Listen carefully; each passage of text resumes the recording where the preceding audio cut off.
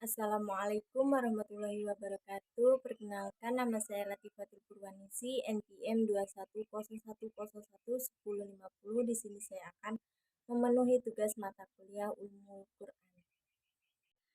Baiklah, di sini saya akan menjelaskan yaitu tentang penulisan Al-Quran pada masa Rasulullah SAW.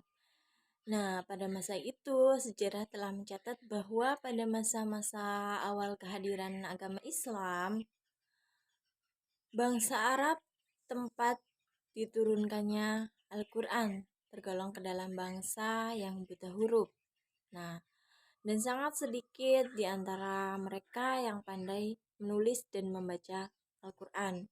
Nah, dengan meskipun bangsa Arab pada saat itu masih tergolong buta huruf pada awal penurunan Al-Quran, tetapi mereka dikenal memiliki daya ingat atau daya untuk menghafal yang sangat kuat. Sedangkan untuk penulisan Al-Quran itu, Rasulullah Shallallahu Alaihi Wasallam mengangkat beberapa orang sahabat yang bertugas merekam dan membentuk tulisan semua wahyu yang diturunkan kepada Rasulullah Shallallahu Alaihi Wasallam. Dan di antara mereka ialah ada Abu Bakar Al-Siddiq, Umar bin Khattab, Utsman bin Affan, Ali bin Abi Thalib, Zain bin Sabit, dan ada juga Ubay bin Ka'ab. Adapun alat yang digunakan untuk menulis wahyu pada saat itu masih sangat sederhana. Para sahabat menulis Al-Quran pada usuk atau yang disebut juga dengan pelepah kurma, atau ada juga likhaf atau yang disebut juga dengan batu halus berwarna putih, atau ada juga riko atau bisa disebut dengan kulit atau aktaf seperti tulang unta, dan ada juga aktab atau seperti bantalan dari kayu yang biasanya dipasang di atas punggung unta. Salah seorang sahabat yang paling banyak terlibat dalam penulisan Al-Quran pada masa Nabi adalah Zaid bin Sabit, dan juga ia terlibat dalam pengumpulan dan pembukuan Al-Quran masing-masing di masa Abu Bakar dan Utsman bin Affan. Setiap kali turun ayat Al-Quran, Rasulullah Shallallahu Alaihi Wasallam memanggil juru tulis wahyu dan memerintahkan sahabatnya agar mencatat dan menempatkan serta mengurutkannya sesuai dengan petunjuk beliau. Pada masa Rasulullah Shallallahu Alaihi Wasallam, keseluruhan Al-Quran telah ditulis, namun masih belum terhimpun dalam satu tempat. Artinya masih berserak-serakan. Dan sebelum beliau wafat, Rasulullah telah mencocokkan Al-Quran yang diturunkan Allah kepada beliau dengan Al-Quran yang dihafal para hafizah, surat demi surat, ayat demi ayat. Dan setelah itu, para penghafal dan menguasai dengan sempurna, para hafizah atau penghafal ayat-ayat Al-Quran, mereka menyebarluaskan apa yang telah mereka hafal, mengajarkannya kepada anak-anak kecil dan mereka yang tidak menyaksikan saat wahyu turun, baik penduduk Mekah maupun penduduk Madinah dan daerah di sekitarnya.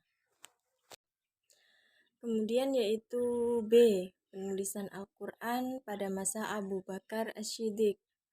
Melihat fenomena yang terjadi, Abu Bakar As-Siddiq sebagai khalifah pengambilan ketegasan dengan memerapa atau memerangi mereka yang ingkar zakat dan mengaku sebagai nabi beserta pengikutnya.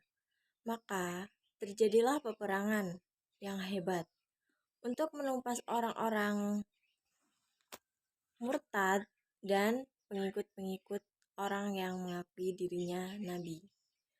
Peperangan itu dikenal dengan Perang Yamah. Dalam peperangan itu, 70 penghafal Al-Quran dari kalangan sahabat yang gugur. Hal ini menimbulkan kekhawatiran dalam diri Umar bin Khattab yang kemudian menggantikan Abu Bakar sebagai khalifah kedua.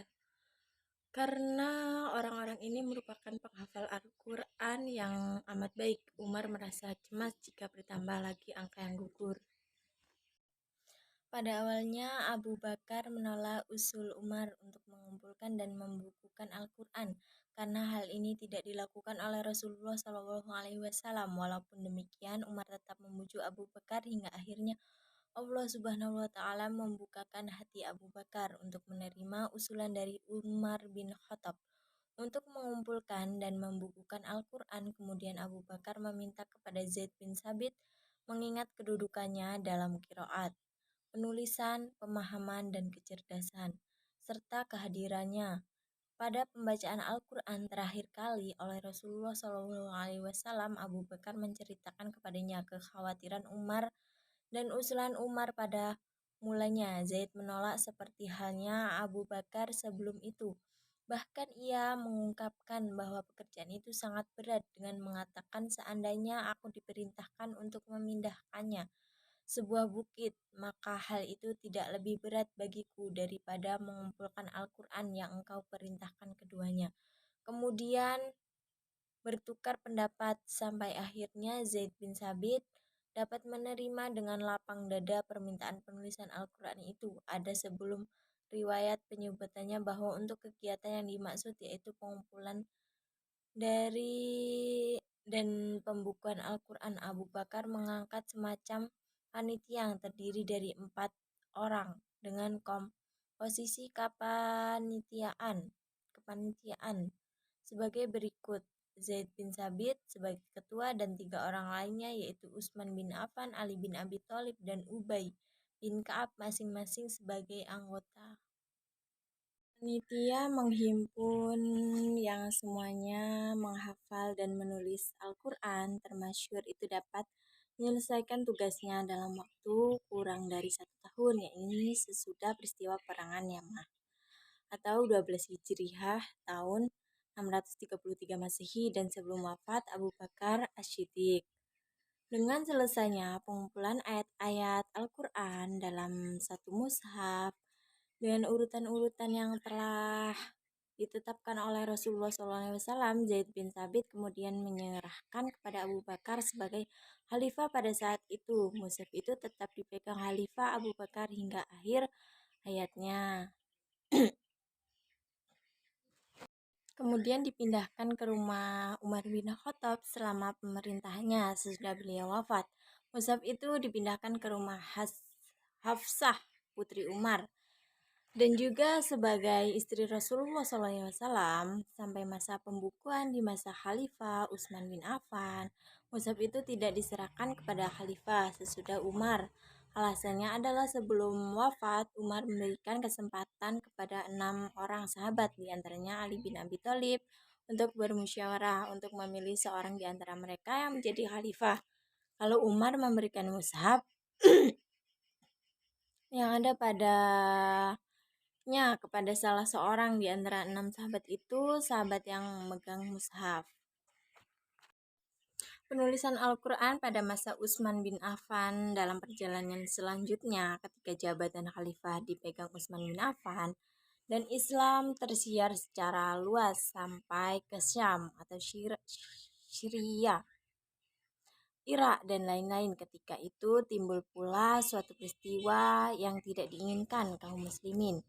Ketika Islam ke wilayah Syam dan Irak untuk memerangi penduduk Armenia dan Azerbaijan, tiba-tiba Huzaidah bin Al-Yaman menghadap Khalifah Utsman dengan maksud memberitahu Khalifah bahwa di kalangan kaum muslimin di beberapa daerah terdapat perselisihan pendapat mengenai tilawah atau bacaan Al-Quran. Kemudian Utsman bin Affan memerintahkan mengumpulkan semua lembaran-lembaran yang bertuliskan Al-Quran yang ditulis sebelum itu dan membakarnya. Mushaf yang ditulis oleh panitia adalah 5 buah, 4 diantara dikirim di Mekah, Syria, Basrah, dan Kufah, dan 1 mushaf lagi ditinggalkan di Madinah untuk Utsman sendiri, dan itulah yang dinamai dengan mushaf Imam Syafi'i. Baiklah, di sini saya akan menjelaskan yang selanjutnya, yaitu ada beberapa manfaat dari pembukuan Al-Quran menjadi beberapa mushaf, yaitu yang pertama menyatakan kaum muslimin pada satu macam mushaf yang beragam ejaan tulisan, menyatukan bacaan kaum muslimin, menyatukan tertib susunan surat-surat menurut tertib urutan sebagai yang kelihatan pada mushaf-mushaf yang sekarang. Baiklah, materi yang selanjutnya yaitu tentang salah satu informasi yang menggambarkan laporan Hudzaifah dan sekaligus termasuk salah satu hal yang melatar belakangi pembukuan, seperti halnya yaitu Al-Quran, pembukaan Al-Quran pada masa Utsman bin Affan terlihat dalam sebuah riwayat Bukhari.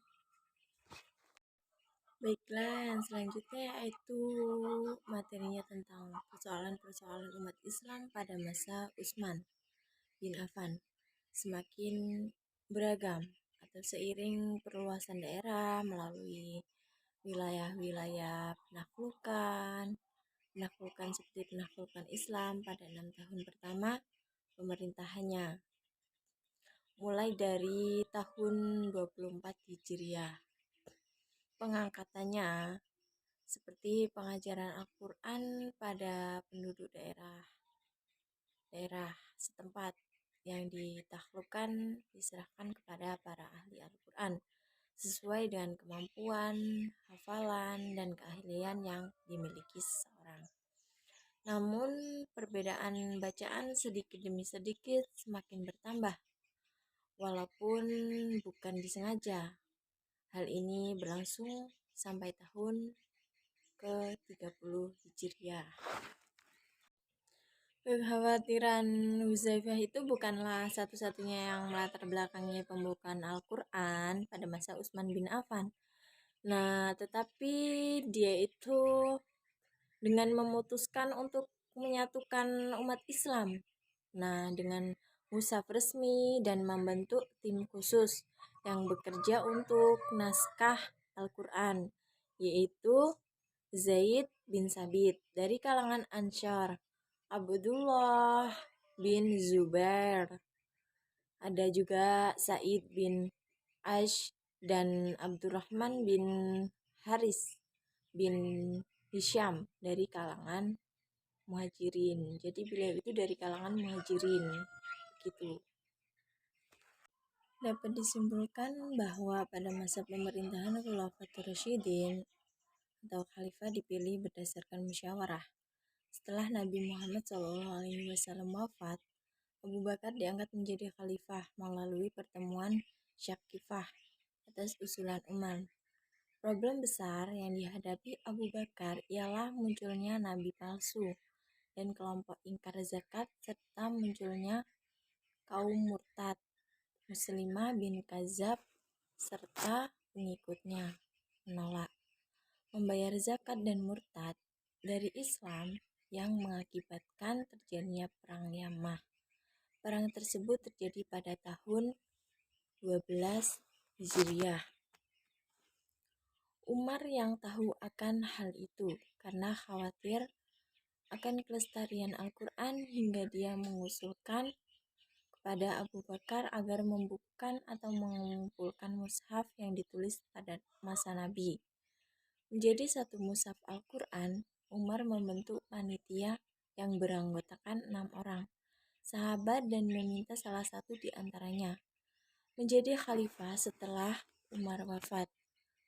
Panitia berhasil mengangkat Utsman menjadi khalifah. Utsman dibunuh oleh kaum yang tidak puas akan kebijakannya. Kemudian yang mengangkat pejabat dari kaumnya sendiri adalah Bani Umayyah. Setelah Utsman wafat, umat Islam membaik Ali menjadi khalifah pengganti Utsman. Yaitu pengganti Utsman itu ya Ali. Setelah Ali meninggal, ia diganti oleh anaknya Hasan.